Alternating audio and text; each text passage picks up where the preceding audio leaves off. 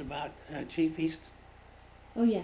So when all when that was all done, uh, he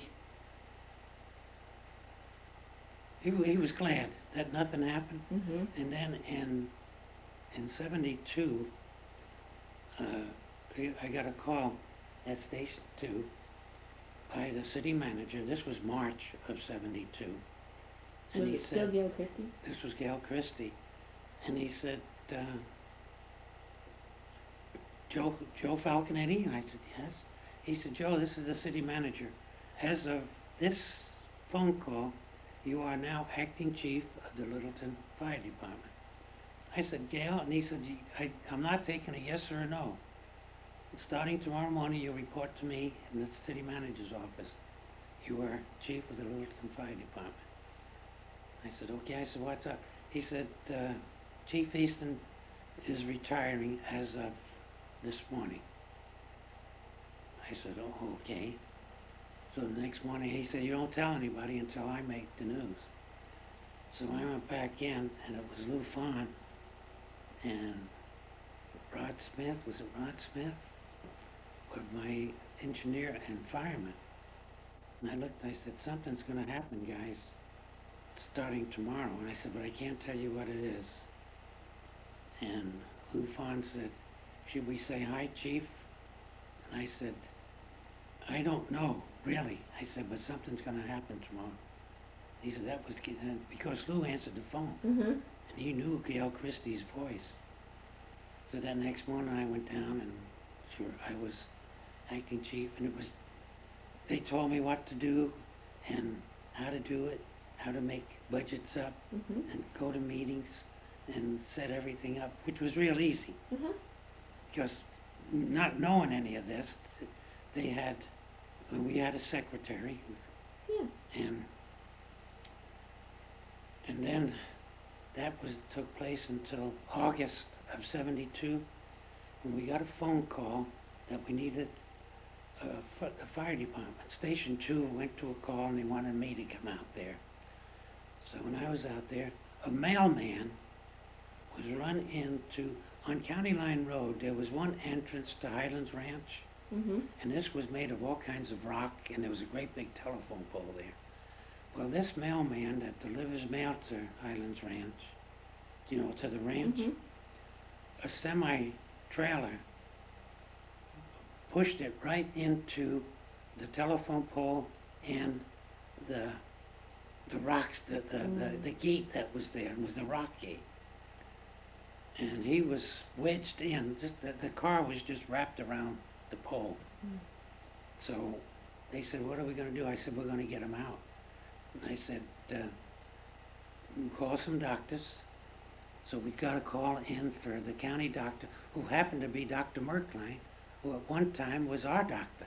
Oh, yeah. So Dr. Merkline came in, and he wanted to know what he could do. I said, we need something to give this guy IVs to keep him alive while we get him out. So he says, okay. So he put a call in, and a Dr. Flagstaff, who was down on, what street was Dr. Okay, our doctor that we first went to. No. Uh, the one after Dr. Monterano. Took care of, he was on, what's that street there? Preston? Preston? Not, no. No, honey. It was up on Broadway, off of Broadway, the next street after Littleton Boulevard on the left. Well, Mm. he was in there, and I know what you're talking about. so That little street. uh-huh. And so he came down with IVs, and they kept him alive, and I went down to Eagle, Jim Eagle. Jim Eagle, Mm-hmm. and got one of those electric chisels from him. So we had them cut the roof off the car. We had them chisel the seat so we can pull it back, and we lifted him out, sent him to the hospital, Did he survive? and he survived. The only thing that was wrong with him after that, he had a bad leg. but Do he you remember survived. who he was? Like, was he I forget operating his for name, anything? honey. I've got all pictures of that. Wow. Matter of fact, Pat Sullivan Uh-huh. took the pictures, and then Pat Sullivan later become the sheriff of Arapahoe County. Yeah. But he was a police officer then, and he gave me all those slides of that. And then, at the time, too, I was one of the directors of the Arapahoe Rescue Patrol. Uh-huh. And on our next meeting, Dr. Truitt, who was emergency room doctor at Swedish, Mhm. he said, you guys did such a wonderful job saving the mailman. Mhm. He said, why did you let that employee from Martin Marietta bleed to death? And I said, what one? He said, well, this man was in an automobile accident on the road to Martin Marietta. Mhm. They called it the Martin Road. Yeah. And nobody did anything. The guy bled to death in the car. He had an accident of some kind. I said, well, That's not doctor, real. we don't go out there. I said, that's Bancroft. And he said, well, you should go out there. He said, how would you like to start an EMT program? And I said, what's an EMT program? He said, emergency medical technician. I said, I'd love it. What is it? Mhm. And he said, well, we'll start with giving you 2 nurses, and we'll teach the firemen that want to everything we can about giving IVs, taking blood pressure, and everything, CPR, and the whole bit. And I Mhm. said, great. So I went in and I Was took, this, wait a sec, was this while you were acting chief, or was this through the Arapahoe Rescue Patrol? no, this was when I was acting chief. Okay. So Dr. True would come in with his nurses, Mhm. and I don't remember their names. I got that. You know that booklet I gave you that I wrote on the Mhm. paramedic program? Well, that was the start of it. Mhm. So these nurses come in, and we only had 7 who wanted to start up. Mhm. So at that time, then in October, Don Johnson come in as chief of the fire department.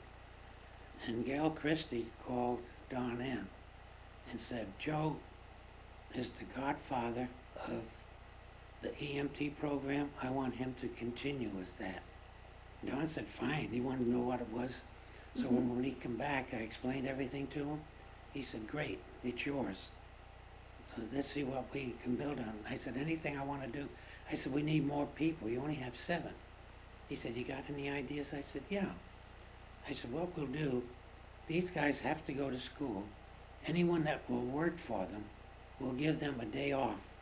Because we work 3, if I have 4 days off, so they could work 2 and they'd have an extra day off.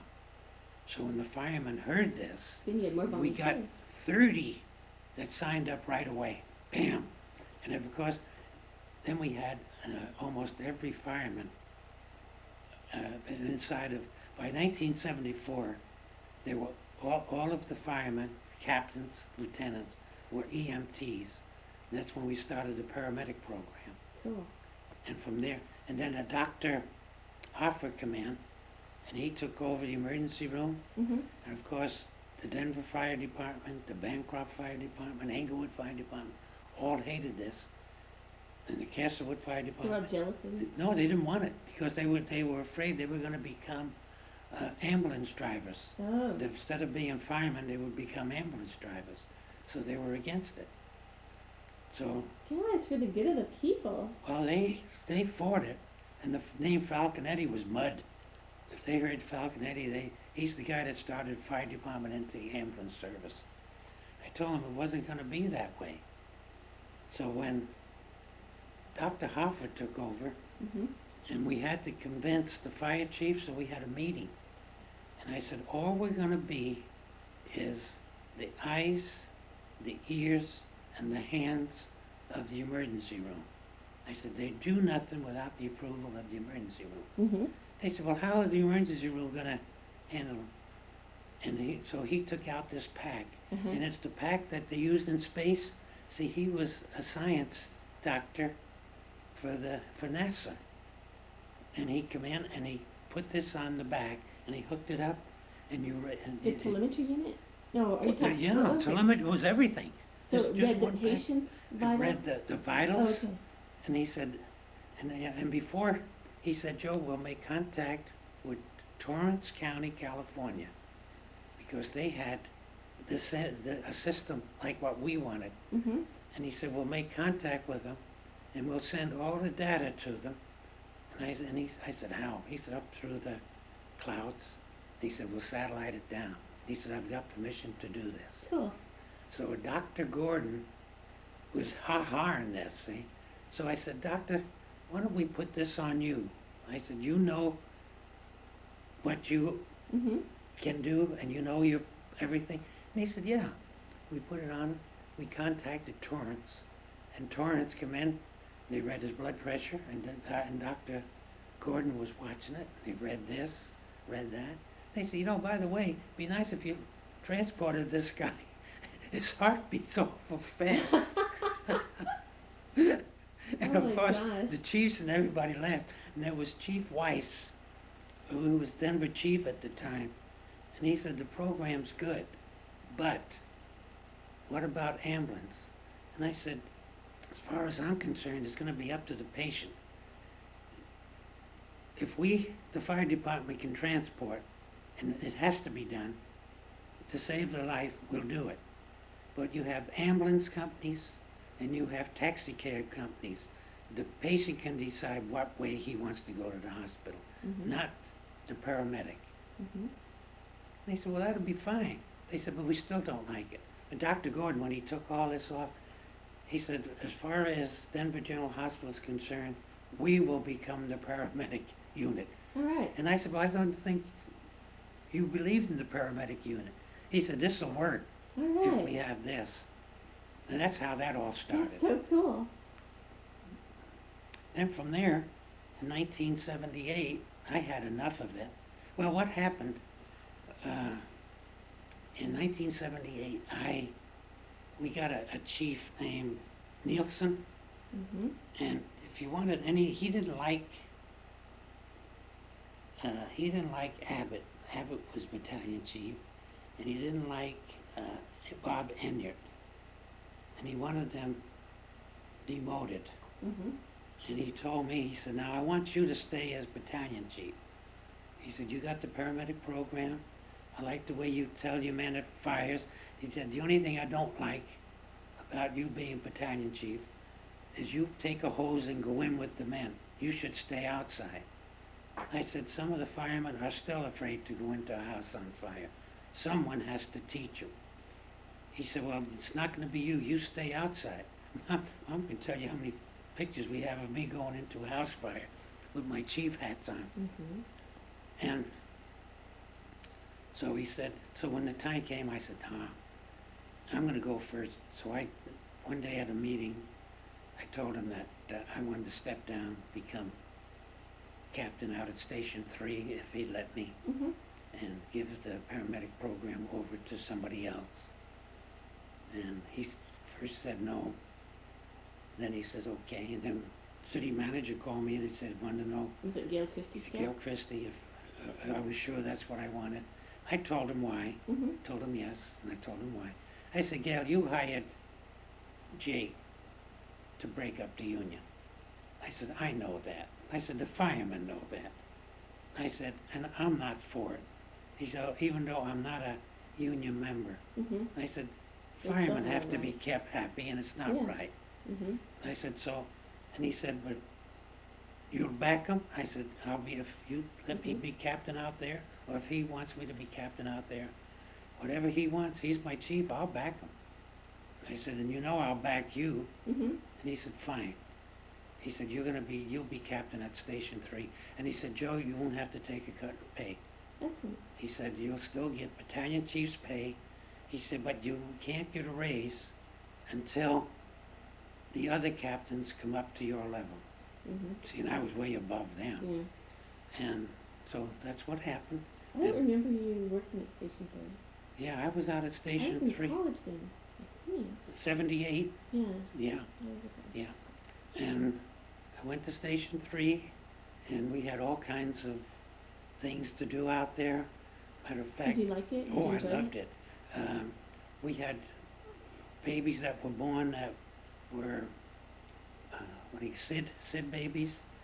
So I set up programs with the parents, the monitors, and I had to ask the other captains if they would put a monitor, if the baby if it acted up, to go right away, send a paramedic union.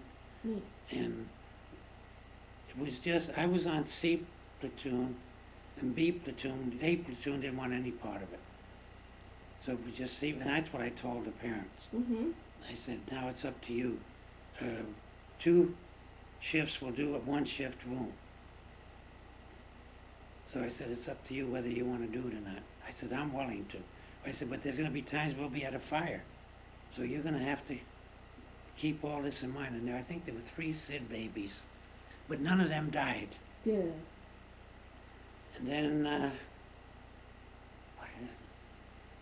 in '82, I retired. And So they you had were a captain at Station 3? From 78 to 79 to 80, 81, and 82. And we had fires. Matter of fact, we had, out there we had a family of 3 children that died in the smoke. Oh my gosh. We had a woman that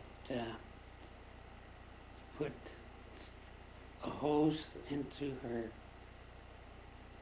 exhaust pipe, closed the windows in the car, and tried to kill her babies. Oh my god. And we had a kid, a man, I think he was about 22, who raped his mother and raped his sisters. And we had all kinds of, this was out in Jefferson County. And Jefferson County? Oh, Station 3. I'm thinking of the one up on you're like thinking Colorado Boulevard yeah, or something. Station 4. That's, okay, that's Yeah. why I'm confused. You were out the other way. I was out, yeah. Okay, now it's coming back to me. I remember when you were out there. Yeah. Okay. And we had all kinds of problems out there, and we tried to work with the welfare people, but they weren't very helpful. We had trouble with this woman before, and we told her how dangerous she was, but they let her keep the kids. And did she end up killing them? no, Oh, good. no. Let's see, it was Nielsen. I got Nielsen to do something in Jefferson County. I guess he got in touch with the sheriff's office at that time and got her committed somewhere. So was it still the city of Littleton? Oh yeah. Oh no. Out there was Jefferson County. City of Littleton ended.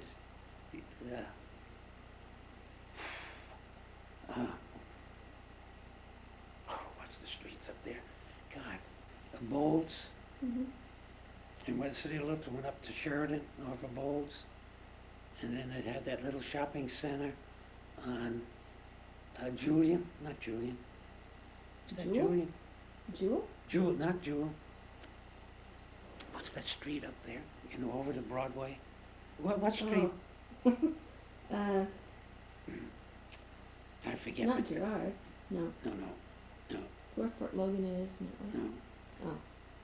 Because it went over to Bellevue and up there. Oxford? No, No. it didn't go Oxford. Went Bellevue is where the north. Then it went in Michigan area where Denver, Englewood, and City of Littleton all met. Up near Beaumar, up in there. And what else? Then they had a great big party for me at Station 3. The guys had me cook spaghetti and meatballs. You had to cook for your party. And I didn't know it was going to be a party, or and then the city manager come out, and, or Blossom come out. Who's that? He was Public Works Director. Alright. Boston. Charlie Boston. No. Boston? Yeah. Matter of fact, he wound up 3 years ago with breast cancer. Oh, weird. And he was on Channel 9 when they have that 9 check Mhm. you know, people check one another. And he was on that talking about his breast cancer and how he found out. Wow. But he's fine. Good. Then we retired, and I was going to go to work for the Texas Fire Department down in College Station Yeah. when I retired to teach how to form and get cities to Mhm. get a paramedic program going. But then Mom was sick, and I knew College Station wasn't for her because it's at that time it wasn't a very, it was dry. Yeah. And so we said no. Mm. And then all we did was hang around Take care of Adam. and take care. Yeah, we took care of Adam, and that was nice. Bill used to Yes, it bring was. him. Bill used to bring him over in the morning, and I used to go out and get him, Mhm. carry him to put him in. And as he grew up, he just loved me to hold him, and I put him in place. Then, when he got hungry, he didn't want anything to do with me. He wanted Nana. Nana. And my grandma would feed him, and he was happy. And then you had got that little piano for him, Mhm. and he'd sit there and play that for hours. So one day I went and got it, and I tried to turn it on, and we couldn't. And I said, how did that little guy turn this on? So I did everything. So we put Adam in the high chair, and we gave him the piano, and we looked over to see what he did to turn it, and I never did see how he turned it on. So we said, Adam, turn it off, and he turned it off. I say, Adam, turn it on. And I said, oh, that's how you do it. And then you guys went to England, Mhm. Paris, and he was fine because you made a tape, and every day we played the tape for him. And then about 2 days before they were coming home, the night before you were coming home, he went in the closet, took out his toys, dumped them all over the kitchen floor. He went and got his building blocks, Mhm. dumped them over the kitchen floor. Got everything, dumped them over the kitchen floor. His books, they're just stacked. And then he got the pots and pans out of the stove and stacked them. And we told him, Adam, your mommy and daddy are coming home tomorrow. We'll go to the airport and get them. He was happy about that, wasn't he? And he put everything back together. You want to turn this I off? received a call back from her. Called her a couple times, nothing. And then the next day, we went to the airport, picked up Janet and Bill, or Judy and Bill, and we got flowers for Adam to give to his mama, and we took them home.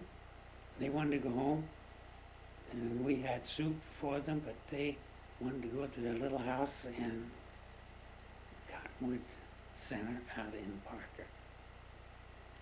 Now, how do I turn this off? What else, honey?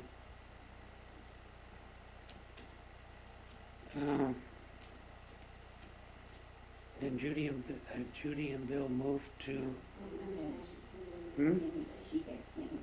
Yeah.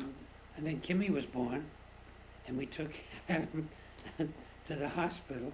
And then we looked at Kimmy, and we had a toy, and he said,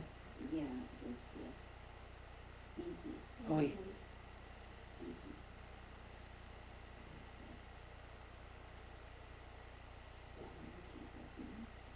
I forget what it was. Was it the Pink Panther? Yeah. It was the Pink Panther. And he said to me, she can't take this away from me. Yeah. I sure hope she doesn't take Pinky away from me. His little baby. And then Judy, Bill, Adam, and Kimmy And Janet was pregnant with DJ, and they moved to Sandy, Utah. And then that was in 92, wasn't it? 89. Because, huh? Not about 89. And that's when you got your foot reconstructed in October of 89. In January it fell apart and you got the bone infection, and you spent March and April in the hospital on antibiotics. And it was there I went. When you were in the hospital, I went to Sandy to see, I think DJ got baptized. And then when you guys moved, you got a job with Fidelity, and they moved you down here, and we come down. Yeah. And Janet went to, Judy went to work for Fidelity, and Bill drove the truck, and DJ rode with him, and you and I, Adam rode with us, and Kimmy rode with Judy, and then Shadow rode with us. And as long as Shadow could see Judy in the car in front, she was fine, but she rode on my lap all the way down. Then we stayed in that motel over on Plano.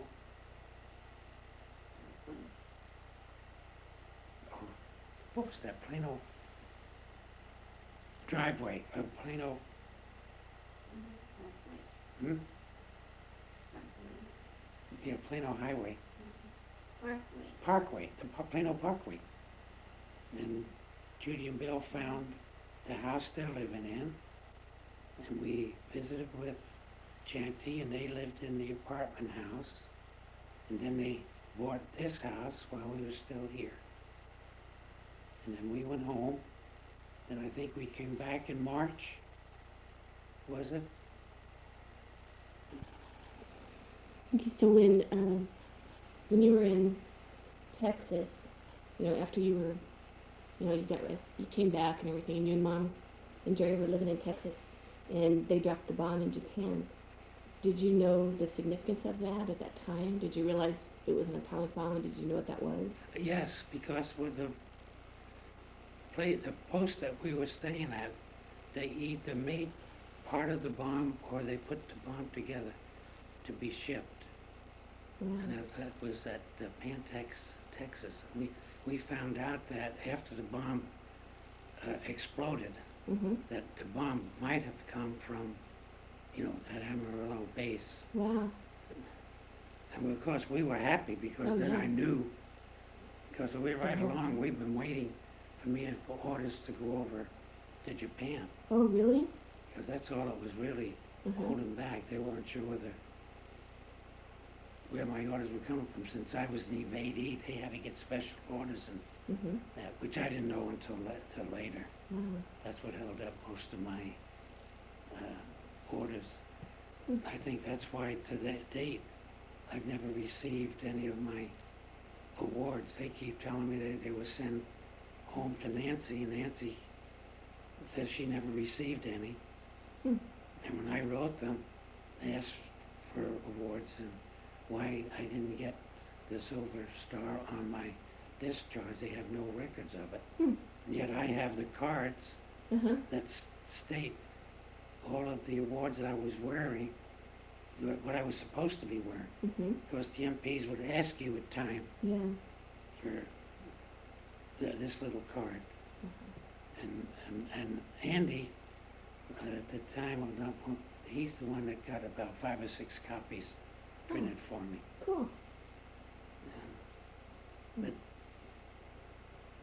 then I quit trying to find anything, because the last time they sent me anything, you can see the burn marks on the papers. I got my MIA page where I was an MIA. Yeah. That has burn marks on it the, Because the document was in a, they were St. in a Louis, fire. is that The it? first time I sent them, they said that I didn't have any, uh, they didn't have any papers on me, because they were all burned in a fire. Mm-hmm. And then it was, well, maybe 6 months after that, that I started receiving stuff, and you could see the burn marks on it. Wow. But never anything about the Silver Star or the Purple Heart. Mm-hmm. And then I found out later on my malaria that I could have been going to the hospital to be taken care of on the malaria. But I never knew that. As a matter of fact, Jim Swizzle's the one who told me. Hmm. Playing golf one day, I had a kind of a coldness, and I was sweating. Well, he Yeah. said, "You're sweating." I said, "Yeah, and I feel chilled." That's when he said, "You have malaria?" And I said, "I have malaria." He said, "You go to the hospital, the vets, they do all that free." I said, "No." Anything else? Mm,